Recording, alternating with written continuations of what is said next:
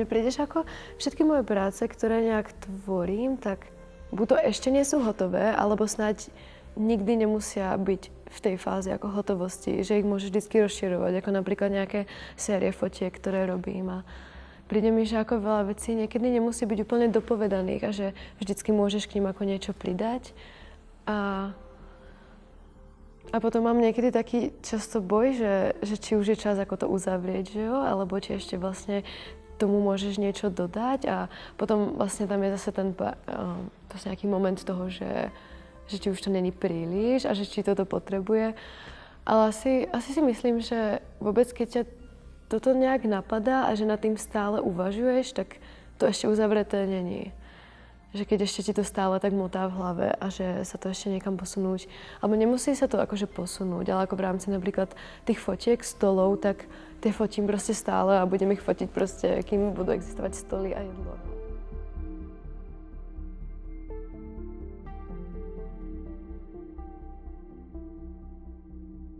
No ako keby celá tá idea toho je v podstate nejaký môj vnútorný pocit alebo nejaká emócia toho, že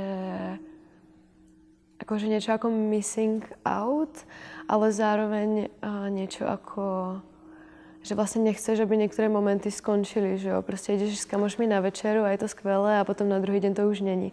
Tak máš aspoň záznam ako keby tej fotky, ktorá ťa do toho momentu vlastne vracia, ale je to hrozne sebedeštruktívne zároveň, ako takýmto spôsobom rozmýšľať a stále si to pripomínať. A ja som v rámci toho vlastne písala aj takú báseň o tom, ako žijeme v horiacom dome a hráme sa na hru, že kto zhorí v ňom.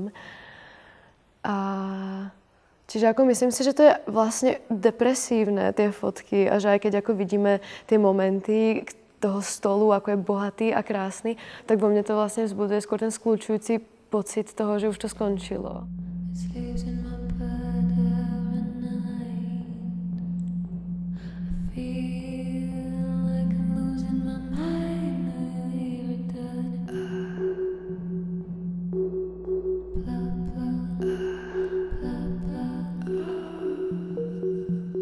Ako stále vidím hodnotu v tých veciach s tými stolmi a stále ma to sere, že tie momenty odchádzajú, ale zároveň to vôbec není zlé, že odchádzajú.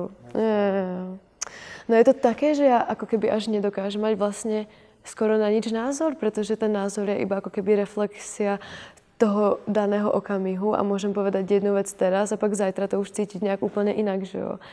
Že tak som v tom taká trochu stratená. A ešte teraz, ako máme filozofiu, tak mi príde, že fakt všetko je tak strašne komplexné, že vlastne ako keby nič nemôže byť pravda, iba to, že čo je v tomto momente, napríklad to, že sedím na stoličke, tak to je jediná pravda, čo proste je v mojej realite teraz.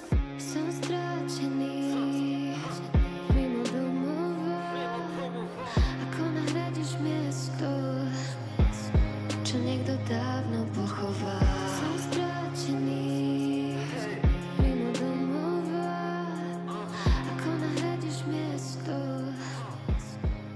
No jo, môže to byť iba chyba na schvál, že jo? A to by sa potom mohlo možno porovnávať s chybou, ktorú robí človek na schvál, povedzme.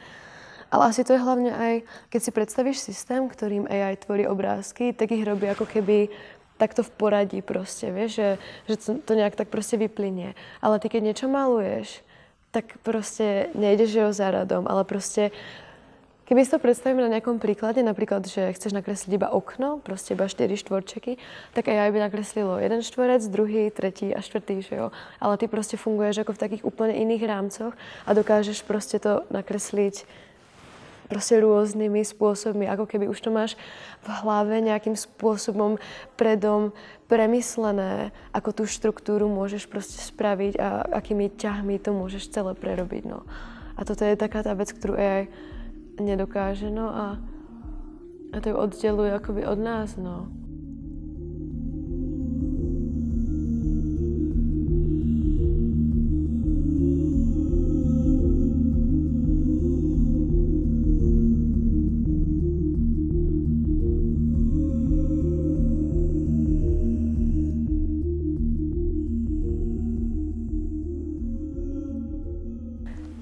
Tak jo, tohle je jedna z prací na tú teda tému, kde rozoberám vlastne nejaký vzťah vzájomný dvoch protipólnych situácií, pocitov alebo hocičoho, čo na týchto dvoch póloch proste stojí. A vlastne táto téma sa potom reflektuje aj v rámci nejakých ďalších projektov, ktoré robím. A toto bol prvý, ktorý som z nich urobila. Išlo o to, že som jeden deň išla s mojím kolegom točiť toto video. Ako primárne išlo o to, že sme chceli, alebo teda ten môj kolega chcel vlastne tento stojan s tým prádlom a chcel ho proste iba natočiť, nafotiť v prírode. No a ja som si z toho urobila performance, že som mu to tam navešala. No a vlastne som ako nejakým spôsobom neplánovala v rámci akože tej mojej témy nejak toto používať a iba to nejak proste samo prišlo. Najskôr som natočila toto video a toto video je ako keby jedna realita, ktorá opisuje proste nejakú romantizáciu toho, čo sa tam deje, tej činnosti. Je to 7-minútové video, 7 minút som to aj vešala a s tým mám teraz trošku problém, že vlastne ako k tomu robím to audio, tak je trošku je to trochu kontraproduktívne proste to, že to má 7 minút a že tam ten autentický čas akože chcem nahať, pretože minimálne v tejto fáze tak tú dynamiku toho audia som úplne ešte nezvládla spracovať a tým, že vlastne sa tam ako keby celú dobu deje toto vešanie prádla v podstate, tak je ako, trošku zložité ešte to audio k tomu spracovať. Ale určite to dokončím. No každopádne už môžeme vidieť, že sa tu prelínajú nejaké dve reality. A ide to vlastne o to, že máme tu jednu realitu, v ktorej som ja, v ktorej vešiam to prádlo a to audio teda pozostáva zo zvukov, ktoré sú čisto iba z môjho hlasu v mojej hlave. A zo začiatku je to vlastne také jemné, že si tam vlastne tak hmkám proste nejakú melódiu, ktorá vlastne, viete, ako keď proste pracujete na nejakých veciach a spievate si pritom náhodné melódie, tak vlastne tým to začne a potom v jednom bode sa to začne narúšať akousi druhou realitou toho ducha.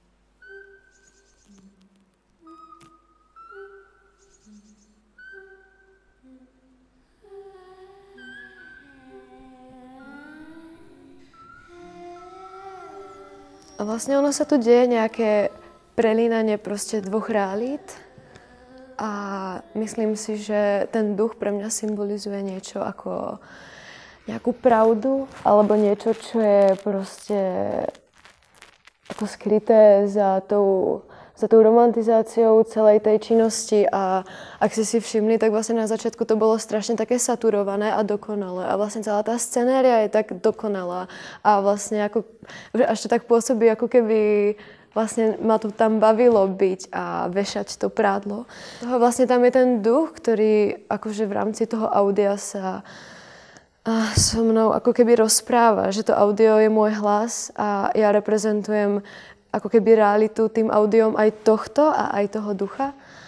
No a ono sa to tam vlastne začne pomaly takto nabalovať a deje sa to tam proste hrozne intenzívne a stále viac a viac. A vlastne v jednom bode už to úplne kričí a je to hrozne intenzívne, ako už teraz. To už sú asi tie momenty, kedy vlastne úplne tam vidno, že vlastne tá jedna realita a tá druhá realita sú jednou a tou istou realitou.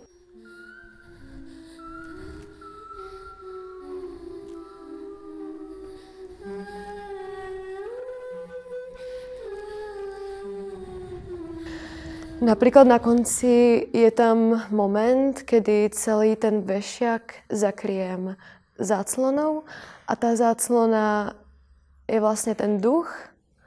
Ten duch som zároveň ja.